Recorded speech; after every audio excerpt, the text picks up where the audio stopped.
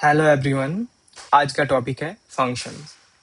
Functions को हम लोग मेथड भी कहते हैं और फंक्शंस क्या है, एक ब्लॉक ऑफ कोड होता है जो कोई भी एक स्पेसिफिक काम करने में मदद करता है। और फंक्शंस को हम लोग बार बार रीयूज कर सकते हैं और फंक्शंस तभी रन करता है जब हम लोग को उसको कॉल करते हैं। कहाँ कॉल करते हैं? मेन फंक्शन के अंदर जब कॉल करते हैं तभी फंक्शंस रन करता है। अब ये फंक्शंस का जरूरत क्यों पड़ा? जैसे हम लोग लूप चैप्टर में पढ़े थे, जो हम लोग को हेलो प्रिंट कराना वाला था, तो हम लोग बार बार हेलो नहीं लिखे।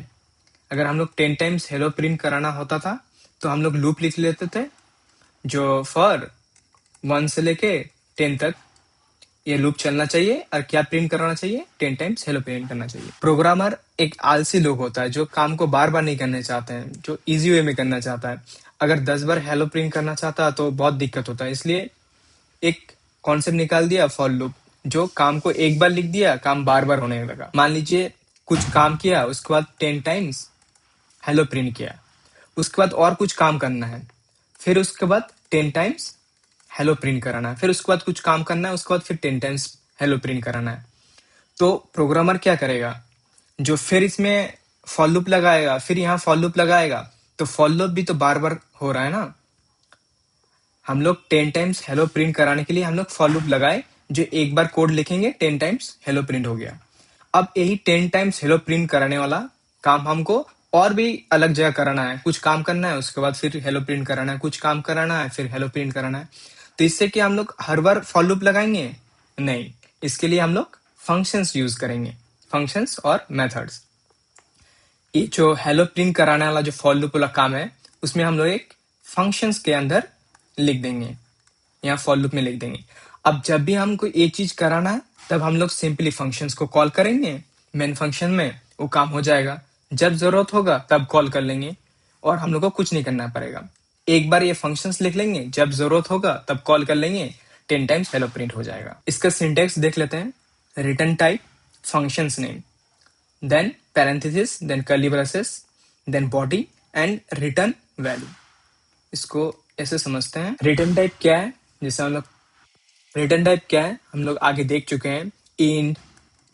इंड, फ्लोट, उसके बाद स्ट्रिंग, ये सब क्या है? और कैर, ये सब क्या है? रिटर्न टाइप है। तो हम लोग किस टाइप का फंक्शन बनाना चाहते हैं? अगर हम लोग इंटीजर नाम का फंक्शन बनाना चाहते हैं, इंट फंक्शन का नेम, जैसे फंक्शन का नाम हेलो प्रिंट कराना चाहता है तो हेलो लिख देंगे, देन पैरेंथेसिस, देन यहाँ हम लोग जो काम कराना है, जैसे हम लोग को फॉर लूप है, फॉर लूप लिख देंगे। देन हम लोग यहाँ रिटर्न टाइप मीन्स कुछ रिटर्न करना चाहते हैं, रिटर्न वैल्यू करना चाहते हैं। रिटर्न वैल्यू इंट जो है, इसके लिए मान लो कुछ रिटर्न कर लेते हैं, इंटीजर वैल्यू रिटर्न कर लिए, देन कर्ली ब्रेसेस बंद हो गया। एक सिंटेक्स होता है। दूसरे टाइप का सिंटेक्स क्या होता है? Return type function's name, then parameter 1 and parameter 2। ये पैरामीटर क्यों यूज करते हैं? अगर हम लोग फंक्शन से कोई चीज इनपुट लेने चाहते हैं या फंक्शन से कुछ इनपुट देने चाहते हैं हम लोग फंक्शन में, तो हम लोग पैरामीटर लिखते हैं। जैसे कोई एक फंक्शन है, इंटीजर नाम का कोई फंक्शन है, जैसे पर्सन में अगर हम लोग को उसका एज देने चाहते हैं इनपुट में, तो इंट एज एक पैरामीटर गया। अगर उस इंसान का नाम देने चाहते हैं, नेम एक स्ट्रिंग होगा, स्ट्रिंग नेम। इन सब चीजों के लिए हम लोग पैरामीटर यूज करते हैं। आगे कोड में हम लोग और भी डिटेल्स में देखेंगे। और फंक्शंस एंड मेथड दोनों सेम होता है। अगर मेन फंक्शन में ये पर्सन अगर कॉल करे तो पर लिखेंगे, इंटीजर अगर एज 21 हुआ, और नेम कुछ भी दे सकते हैं, नेम कुछ भी इस टाइप के कॉल कर सकते हैं फंक्शंस को मेन फंक्शंस में।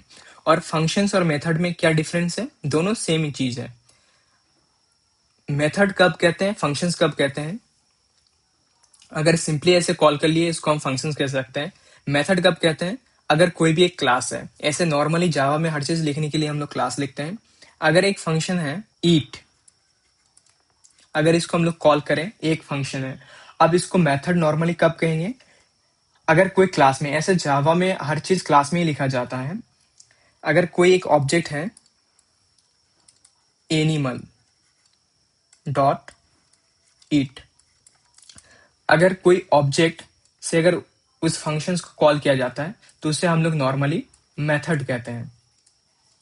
इसको और भी अच्छे से समझ में आएगा जब हम लोग ऊप्स का चैप्टर पढ़ेंगे, ऑब्जेक्ट ओरिएंटेड, तब ये कब फंक्शंस मेथड क्या डिफरेंस है वो समझ में आएगा। ऐसे डिफरेंस कुछ नहीं है, उसको हम लोग मेथड भी कह सकते हैं, फंक्शंस भी कहते हैं। नॉर्मली इट ऐसा है तो फंक्शंस बोल दिए, अगर उसमें ऑब्जेक्ट के द्वारा कॉल करते हैं तब उसको हम लोग ऐसे ही मेथड बोल देते हैं। तो बेसिकली क्या हुआ, फंक्शंस क्या है, एक ब्लॉक ऑफ कोड है जो कुछ स्पेसिफिक काम के लिए हम लोग कॉल करते हैं और क्यों यूज करते हैं, ये रियूजेबल है। आप लोग नोटिस कर सकते हैं हम लोग ऑलरेडी फंक्शंस लिखते आ चुके हैं।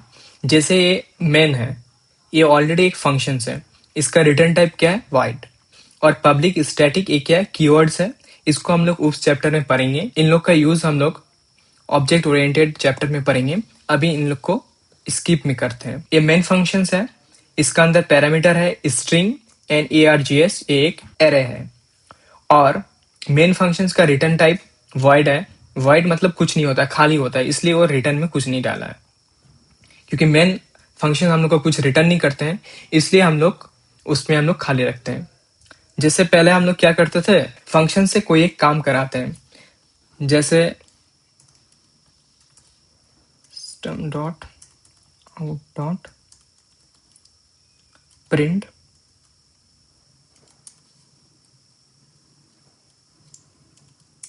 इसको सेव करके रन करते हैं तो हाई प्रिंट होके आ गया। अगर इसी काम को अगर हम लोग को बार बार करना है, बार बार करना है, मीन्स नॉर्मली दिखाई बस ये चीज, इससे अगर बड़ा बड़ा काम है, बहुत सारे बड़े काम, जैसे हम बताए ना लूप लिखा है जिसमें हम लोग 10 बार हेलो प्रिंट कराएं, ये काम अगर बार बार हम लोग करने चाहते हैं तो बार बार लूप लिखेंगे नहीं, वो लूप को सिंपल एक जगह लिख लेंगे और वही फंक्शंस को बार बार कॉल करेंगे। जैसे लूप का एग्जांपल दिखा देते हैं आपको, एक लूप लिखें, इसमें देख सकते हैं पब्लिक स्टैटिक कीवर्ड है, पढ़ेंगे हेलो है, इसका रिटर्न टाइप वॉइड है, मतलब कुछ रिटर्न नहीं करता है। और इसका क्या काम है, एक फॉर लूप लगाएं जो 6 बार हेलो प्रिंट करेगा। अगर हम लोग को इस चीज को 6 बार हेलो प्रिंट कराना है तो सिंपली हम लोग यहाँ हेलो लिखेंगे और सेव करेंगे और यहाँ एग्जीक्यूट करेंगे, 6 टाइम्स हेलो प्रिंट होके आ गया। अगर ये चीज को हम लोग का कुछ काम किए, मान लीजिए इसमें हम लोग कुछ काम कर रहे हैं,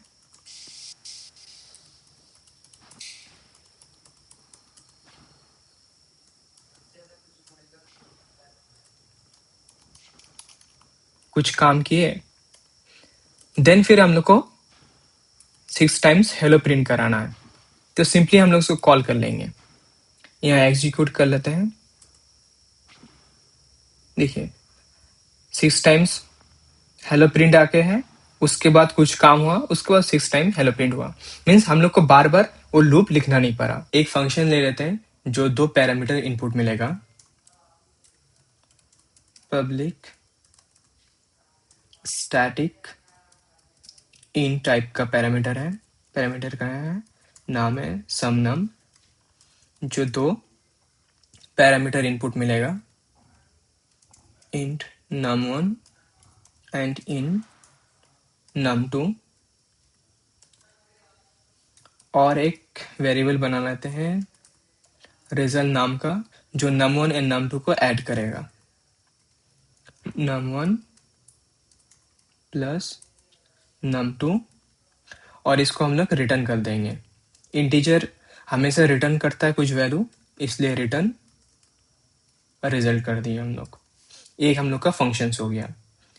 इसमें हम लोग num1 एंड num2 का वैल्यू को डिफाइन करेंगे, int a equal to 5 and int b equal to 6। इसमें हम लोग num1 num2 भी लिख सकते हैं, a भी लिख सकते हैं। Then system dot out dot println, call कर देते हैं हम लोग का फंक्शंस को समनम, इसमें 2 वैल्यू किया a एंड b, सेव करके यहाँ एग्जीक्यूट करते हैं जावा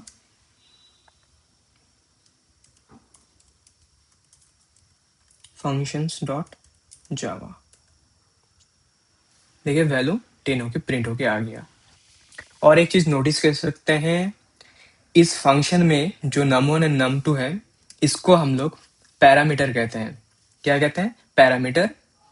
और जो मेन फंक्शन में जो फंक्शन को जब कॉल करते समय जो ए बी लिखे हैं, इसको हम लोग आर्गुमेंट कहते हैं।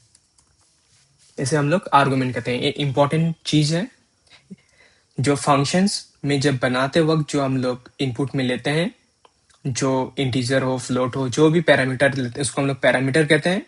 जो भी लेते हैं इनपुट में, उसे हम लोग पैरामीटर कहते हैं। और फंक्शंस कॉल में जो हम लोग वैल्यू पास करते हैं उसको हम लोग आर्गुमेंट कहते हैं।